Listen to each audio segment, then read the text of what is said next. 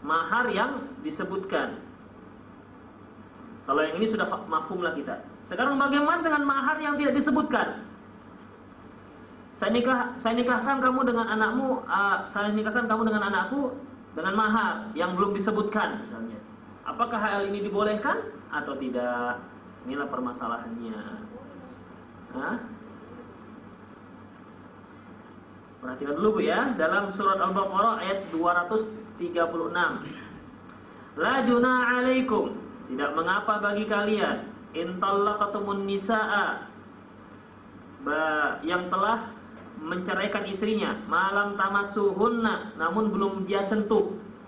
Jadi ada laki-laki menceraikan istrinya, namun dia belum sentuh. Nah, pagi jam 10 dia akad, zuhur sudah dia cerai. Ya mungkin terjadi apalah kita nggak ngerti, belum sempat dia sentuh, dicerai. Antufridulahunna faridah, malam tamassuhunna autufridulahunna faridah. Yang belum kamu sentuh dan belum kamu tentukan maharnya. Itu dia. Berarti waktu dia akad nikah, maharnya belum ditentukan. Artinya di sini dikatakan la junaha, berarti pernikahannya sah. Ya, pernikahannya sah. Lantas permasalahan yang kedua muncul, kalau mahar yang belum ditentukan, kemudian diceraikan istrinya sebelum dia nikahi, sebelum dia sebelum dia sentuh, nikah dengan arti yang lebih dalam Bu. Ya, hubungan badan misalnya. Ya, jadi dia belum sentuh, namun sudah dia cerai. Waqad faradtum lahunna faridah. Padahal kalian belum tentukan apa maharnya, yang seperti ini. Jadi bagaimana caranya? Dan meninggal dia, atau begini, dia si suami menikah belum ditentukan maharnya, kemudian meninggal.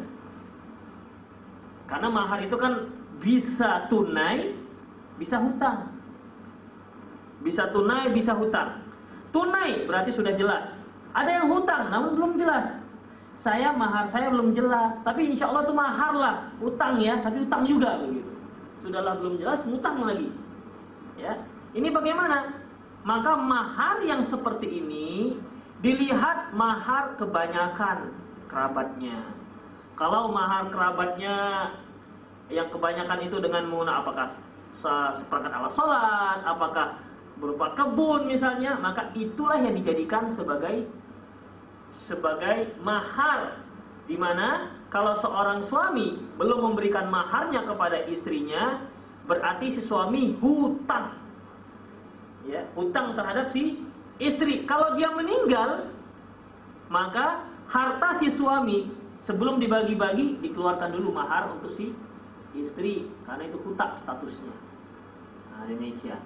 Berarti mahar itu bisa disebutkan, bisa tidak disebutkan, dengan catatan selama mahar tersebut memang punya nilai. Kemudian bisa tunai, bisa hutang. Ini tergantung kesepakatan. Kalau si keluarga wanita menyatakan, ya boleh hutang, berapa lama pembayarannya? 3 tahun misalnya, ya, atau dicicil. Dan dinamakan, mahar saya 10 juta misalnya, atau 3 mayem emas, tapi saya cicil. Setuju? Deal. Udah, berarti harus pembayaran sebagaimana pencicilan harus dilakukan sebagaimana yang sudah disepakati. Kemudian para ikhwan fillah rahimanallahu wa iyyakum,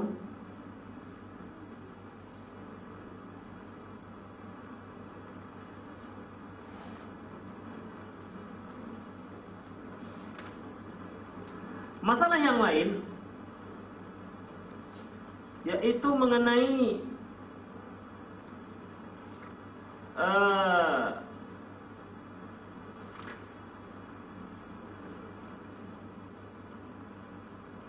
mahar al-mu'ajjal wa mu'ajjal. Ini mahar al-mu'ajjal wa mu'ajjal. Ini mahar yang kita sebut tadi, mahar hutang maupun yang tunai. Kemudian ada jenis mahar yang lain, yaitu ma yastahiqqul mar'u minal mahri wa ahwalihi. Apa yang berhak, ya, apa yang berhak didapati oleh seorang wanita dari maharnya. Kapan dia wajib untuk mendapatkan mahar tersebut? Apakah akad, setelah akad, ataukah setelah hubungan? Itu dia. Apakah setelah akad ataukah hubungan? Baru si wanita itu berhak untuk mendapatkan maharnya. Ya. Di sini disebutkan bahwasanya ittafaqa ahli ilmi ala anna zawja tastahiqqul mahran kamilan. Bahwasanya seorang istri berhak mendapat seluruh maharnya. Idza dakhala biha zawj wa jama'aha. Apabila si suami melakukan hubungan dengan istrinya, maka sudah sepakat seluruh mahar harus diberikan. Namun, ya di sini berdasarkan surah An-Nisa, idza aradtum istibdala zawjin makana zawjin wa ataitum ihdahunna qintara fala ta'khudh minhu syai'a ata'khudhunahu buhtana wa itsman mubina. Apabila kalian ingin menukar ataupun merubah seorang istri dengan istri yang lain, sementara kalian telah berikan sedekahnya, sedekah ini maharnya, jangan kalian ambil mahar tersebut.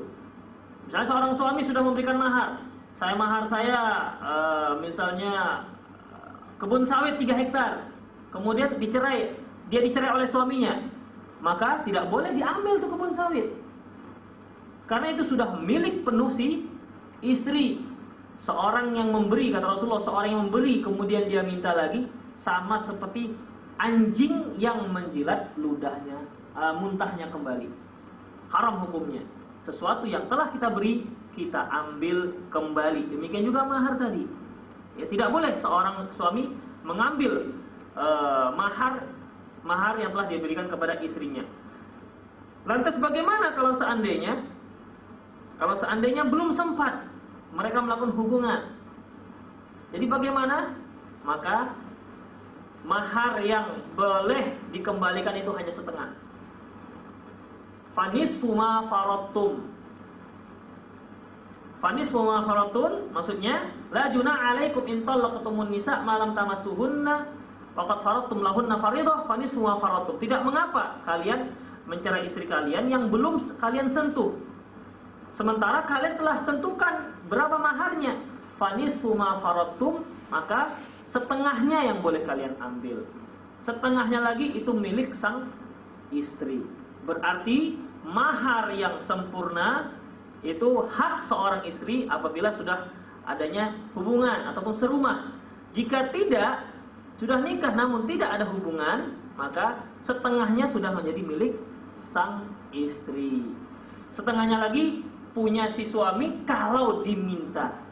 Nah, kalau diminta, kemarin saya kasih 2 hektar, yang 1 hektar saya ambil, boleh kalau diminta. Namun akan lebih baik kalau si suami membiarkan itu semua untuk sang istrinya. Demikianlah para hafidin azallahu iyyakum yang berkaitan dengan mahar. Ya, demikianlah. Aku qouli hadza wa astaghfirullah li wa lakum wa lisal muslimin innahu wal ghafur.